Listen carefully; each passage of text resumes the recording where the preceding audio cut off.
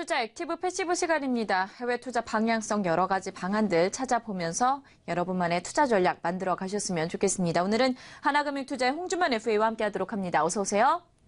네, 안녕하세요. 하나금융투자 홍주만 FA입니다. 네, 오늘 전략부터 좀 찾아보도록 하죠. 네, 오늘 새벽 미국 FOMC 회의에서 미국의 금리 인상이 결정되었죠.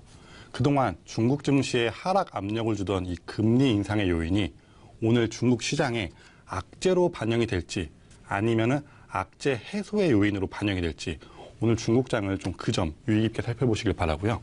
상해종합 증시 리뷰해드리도록 하겠습니다. 어제 3,300선이 무너졌던 상해종합 증시는 어제 내년 소비 능력 향상 기대감에 다시 3,300선을 회복했습니다. 상해종합 지수는 0.68% 상승한 3,303포인트의 거래를 마쳤는데요. 어제 하락 출발했던 상해 증시는 오전장에는 좀 혼조세를 보이다가 오후장 들어서 상승하면서 결국 상승 마감하는 좋은 모습 보여줬는데요. 이 섹터별로 항공과 소비주주들이 좀 주도로 시장을 상승시켰습니다. 그 전날에 급락했던 항공주들은 좀 간밤 뉴욕장에서 유가가 하락을 했고 또 여행 휴지기 때 예상보다 좋은 매출이 나올 거라는 전망에 급등을 했는데요. 중국 국제항공은 9.6%, 중국 동방항공은 4.2%나 상승을 했습니다.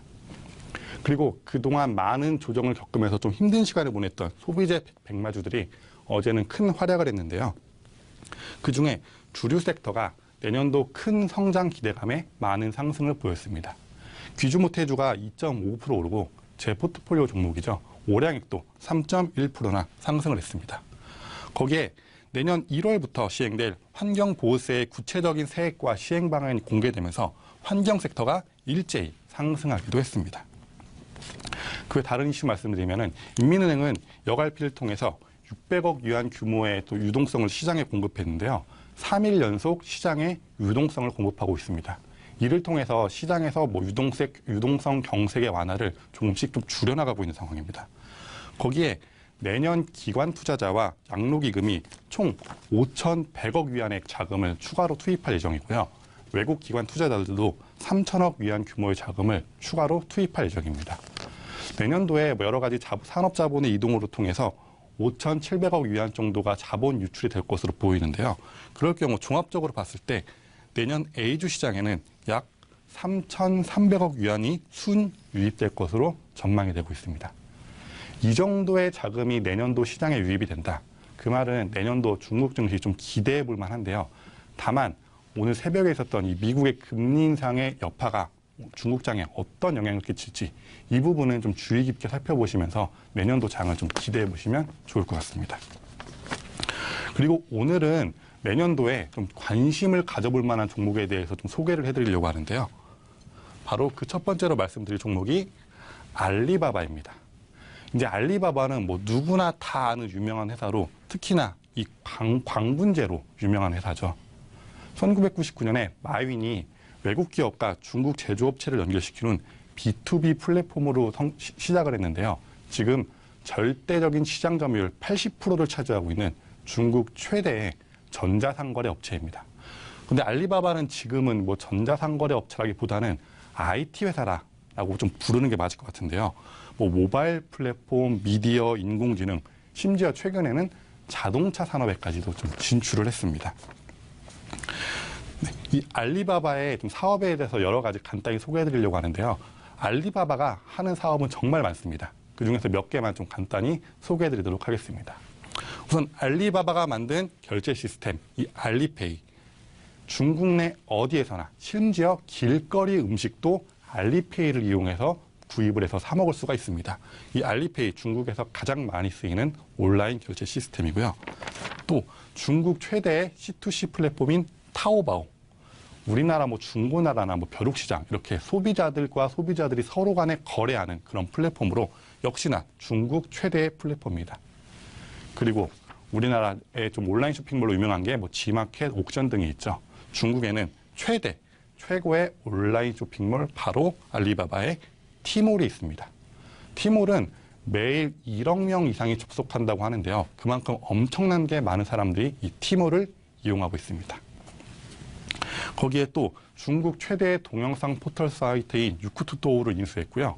웨이보의 SNS 서비스까지 인수하면서 미디어 플랫폼 분야에서 사업을 진출하고 있고요. 콘텐츠, 교육, 음악, 여행 등 기타 모바일 서비스 기업들도 인수하면서 계속적으로 사업을 확장해 나가고 있습니다. 거기에 기존의 이런 판매 플랫폼에 데이터 연동, SNS 서비스 등을 추가해서 이 유명한 왕홍이 방송을 하는 실시간 방송 플랫폼까지도 만들어서 현재 사업을 확장하고 있습니다. 거기에 알리바바는 이 인공지능 사업 분야에까지 진출을 해서 좀 성공적으로 사업을 확장하고 있는데요.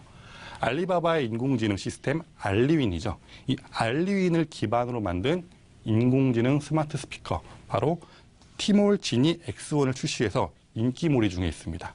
이 인공지능 스피커 우리나라에도 지금 많이 좀 인기몰이 중에 있는데요. 중국도 알리바바의 인공지능 스피커가 많이 팔리고 있습니다. 거기에 제가 최근에 좀 가장 관심이 갔던 분야인데요. 바로 이 무인식당입니다. 이 무인식당 기술을 무인식당을 통해서 주문 및 계산까지도 이 테이블에 앉아서 자동으로 다 할 수 있다는 건데요. 이 테이블에 스크린을 음식을 터치해서 주문을 하고 알리페이로 결제를 하고 리뷰 등 평가까지도 남길 수 있고 셀프 예약, 셀프 주문 이런 것까지 모두 다 할 수 있는 최첨단 시스템으로 운영되는 무인식당입니다. 이 부분을 알리바바는 내년도부터 상용화시킬 것이라고 얘기하는데요. 이 무인식당은 정말 개인적으로 저도 한번 좀 체험을 해보고 싶은 그런 좀 신기한 시스템인 것 같습니다. 거기에 내년도 중국 시장이 좀 소비 경기가 많이 살아날 것으로 예상이 되는데요. 그 내년도 중국 시장에서 좀 신소매 시장이 성장할 것으로 예상이 되고 있습니다. 그 중에서 마트와 테마, 마켓주들이 좀 많이 상승할 것으로 보이는데요. 네, 이 신소매라는 것이 무엇이냐? 바로 오프라인 매장과 과학기술을 접목시킨 것으로 말씀드린 이 무인식당, 무인 편의점, 무인 식당, 무인 매장 등이 있습니다. 이 분야에서 알리바바는 차이나 유니콘과 합작을 통해 첫 프로젝트로 신소매 스마트 점포를 출시할 예정입니다. 이 알리바바는 차이나 유니콘의 영업 점포를 AR, 빅데이터, 오토 서비스와 접목시켜서 최상의 서비스를 제공하는 그런 스마트 점포를 운영할 계획이라고 합니다. 그런데 재밌는 거는 텐센트 홀딩스 역시 이 스마트 신소매 시장에 뛰어들고 있는데요. 영희마트에 투자를 하면서 텐센트 홀딩스도 이 신소매 시장에 뛰어들었고 여기서 알리바바와 텐센트 홀딩스의 좀 대결이 기대가 되는데요. 이 대결이 커지면 커질수록 시장은 급속도로 성장할 것으로 예상이 되고 있습니다. 거기에 알리바바는 이미 스마트 자동차 산업에까지 진출을 했는데요. 추가로 알리바바가 샤오펑 자동차에 지분을 투자해 전기차 업체에까지 진출을 했습니다. 이 전기차 업체에 알리바바가 진출을 했는데 이미 텐센트와 바이두도 이 전기차 업체에 진출을 한 상황입니다. 이 산업 분야에서 알리바바, 텐센트, 바이두, BAT라고 그러죠. 이 셋의 싸움을 좀 흥미롭게 지켜보시면 좋을 것 같습니다. 또한 알리바바는 최근에 포드와 협약을 체결했습니다. 온라인 자동차 판매, 새로운 서비스, 거기에 또 인공지능 분야에서 양사가 3년간 협의를 하겠다라는 계약을 체결했는데요. 이 때문에 포드는 이제 알리바바의 티몰에서 포드의 자동차를 판매할 수가 있게 되었고요. 알리바바가 개발 중인 자동차 판매기에서도 포드의 자동차를 판매할 수 있게 되었습니다. 이 자동차 판매기란 자동차 판매기가 무엇이냐면은 주차장을 여러 층으로 쌓은 다음에 고객이 앱으로 이 자동차를 구매하겠다 구매 버튼을 누르면 수직 타워에서 자동차가 내려와서 고객에게 인수가 되는 이런 좀 정말 자판기와 같은 시스템으로 운영되는 자동차 판매기입니다. 지난 중국 온라인에서 판매된 자동차의 대수가 스페인 전역에서 팔린 자동차 대수보다 많다고 하는데요. 그만큼 중국은 온라인 자동차 판매 분야에서 좀 선두적인 지위를 보유하고 있습니다. 이 분야에서도 알리바바의 좀 성장을 기대해 볼 만합니다. 이어서 알리바바의 차트를 좀 살펴보면요. 알리바바 1년 동안 정말 주가가 쉼없이 달려와서 상승을 했습니다. 거의 100% 가까이 상승을 했는데요. 최근 나스닥 기술주의 매도세에 좀 하락갔다가 회복하는 좀 조정 기간을 겪고 있긴 합니다.